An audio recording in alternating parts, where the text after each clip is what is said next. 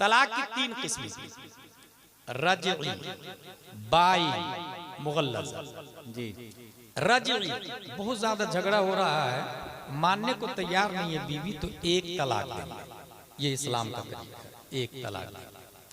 और जो ही तलाक दिया आपने और उनको एहसास हुआ कि नहीं अब मैं शौहर से जुदा हो जाऊंगी, वो माफी मांग ले या इरादा कर ले कि नहीं अब मैं गलती नहीं करूंगी, या किसी के जरिए खबर पहुंचा दे, शौहर को चाहिए फौरन रुजू कर ले। रुजू कैसे करेंगे? दिल में इरादा कर ले मैंने रुजू किया, हो गया। या बीवी को किस कर ले, हो गया। या सोहबत कर ले, हो गया। तलाक वाक़ई नहीं है। समझ गया? यानी बीवी हराम नहीं हुई, एक तलाक वाक़ई हो गई, बीवी हराम नहीं हुई, वो लौट आएगी निकाह में दोबारा। इसको कहते हैं रजई, वो निकाह में बाकी रहेगी। लेकिन तलाक एक वाक़ई हो गई, अब आपके पास सिर्फ दो बचे, ये याद रखिए।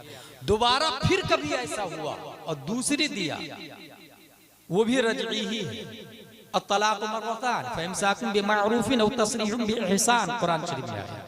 दो तलाक तक रजई है।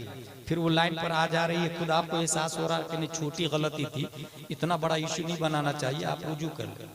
अब आपके पास सिर्फ एक बचे, वो एक जिंदगी में कभी भी दिया सिर्फ एक बार, तो वो मुगल्लज़ा बन जाती है।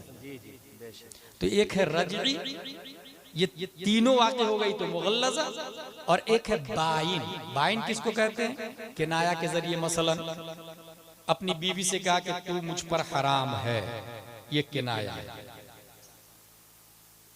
और इसमें नीयत की, हुर्मत की, जुदाई की, बीवी हराम हो गई, यह है तलाक बाई। इसमें क्या करना पड़ता? निकाह से तो निकल गई, तजदीद निकाह करना पड़ता है। तजदीद निकाह, दोबारा दो गवाह लाए और इमाम साहब को बुलाए, और इमाम साहब को नहीं भी बुलाया आपने, खुद आप है और आपकी बीवी है, दो गवाह लाए और ये कहे 5786 के बदले मैंने आपको अपने निकाह में लिया, दो गवाह की मौजूदगी में आपका निकाह हो गया। ये है तजदीद निकाह का तरीका। एक और बात बता दूं, तजदीद निकाह करते रहना चाहिए आदमी।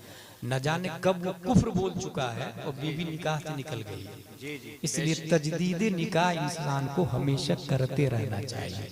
बहुत आसान तरीका, बीवी का भी भला हो जाएगा और ढोल ताशे वगैरह की जरूरत भी नहीं है, यूं भी वो आराम है, दो गवाह की मौजूदगी में आप कर लेंगे। मुगल्लज़ा हो गई तो अब बीवी हलाल नहीं होगी आपके लिए। मुगल्लज़ा क्यों होती है? तलाक क्या अच्छी चीज है तलाक? तो यहाँ पर एक जहन में ये सवाल पैदा होता है कि तलाक का सिस्टम ही खत्म कर देना चाहिए। यहाँ पर मैं उन लोगों से कहूंगा जो सिस्टम को खत्म करना चाहते हैं कि आपकी बहन की शादी हुई, जिसके साथ शादी हुई लड़का बाद में कैंसर पेशेंट निकला और एबल टू सेक्स नहीं, क्या करेगा? क्या उसके निकाह में बाकी रखना ये लड़की पे जुल्म नहीं, बहन पे जुल्म नहीं? ऐसी सूरत में जहां भी जुल्म होता है उस जुल्म को खत्म करने के लिए प्यारे मुस्तफा अपना निजाम लागू फरमाते हैं। तो औरतों पर होने वाले जुल्म को रोकने के लिए तलाक का सिस्टम आया। दोनों में झगड़ा हो रहा है, अब नौबत यह है कि सुसाइड करने जा रही है, खुदकुशी। जान बचाना फर्ज है, जहां जान खतरे में हो, जान की हिफाजत के लिए मुस्तफा ने अपना निजाम पेश किया। ये बुनियाद है। या यूं समझ ले कि आपकी बीवी को कोई और लड़का पसंद आ गया, नहीं रहना चाहती आपके साथ, अब क्या करेंगे आप? अब उसके साथ वो हरामकारी करेंगे, आपके साथ रहने को किसी सूरत तैयार नहीं। अब या तो आपकी गैरत मर गई है तो डिवोर्स ही नहीं देंगे, और वो उसके साथ नाजायज ताल्लुक बना के रखेंगे। ऐसी सूरत में नस्लें मखलूत हो जाएगी। आप डिवोर्स नहीं देंगे, वो दूसरों के साथ में लिविंग में, रिश्ता में, बच्चा किसका होगा? इस्लाम बोलता है अल वलद लिसाहिबिल फिराश, बच्चा उसका होगा जिसके साथ निकाह हुआ है, और हकीकत में बच्चा किसी और का है। नस्लें मखलूत हो जाएगी, बच्चा हरामी होगा, पता ही नहीं चलेगा कि किसका बच्चा। इस्लाम तो बोलेगा कि उसका, लेकिन हकीकत में दूसरा वाला बोलेगा कि नहीं मेरा है, मैं खुद इसका चश्मदीद गवाह हूं, मुशाहदा। लिहाजा ऐसी सूरत में जब नस्लें मखलूत होने लगे, इम्तियाज के लिए इस्लाम अपना निजाम को लागू करता है।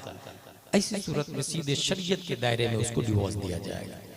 अव्वलन ये मैं शुरू में कह चुका हूं, जहां तक हो सके निभाने की कोशिश करे, यही सबसे अच्छा इस्लाम। अगर बीवी गलत भी हो और बर्दाश्त कर लिया, तो हदीस शरीफ में आया कि जिसने अपनी बद अखलाक बीवी को बर्दाश्त किया और उनकी अजियत पर सब्र किया, मैदान महशर में उसका शुमार, मैदान महशर में उनका हश्र हजरत अय्यूब अलैहिस्सलाम के साथ।